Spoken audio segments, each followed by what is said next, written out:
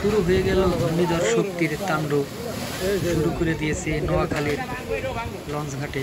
দেখুন কত জোরে আঘাত করছে ঘূর্ণিঝড় শক্তির কিছু অংশ। যদিও ঘূর্ণিঝড়টি সম্পূর্ণ শক্তি অর্জন করেনি, যে কারণে ক্ষয়ক্ষতির পরিমাণ অনেক কম হয়েছে।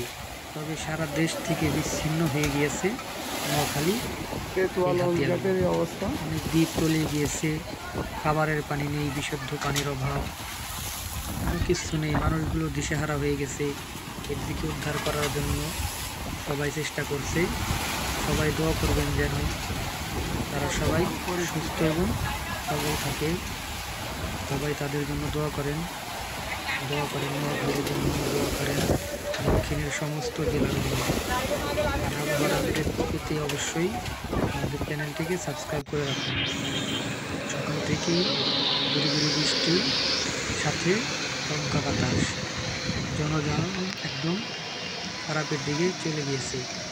সকলেই চেষ্টা করবেন অপ্রয়োজনে বাসা থেকে বের না হওয়ার জন্য।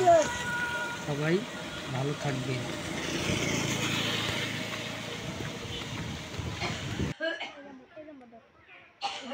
বিশাল বড় গাছটি ঝরে পড়েছে।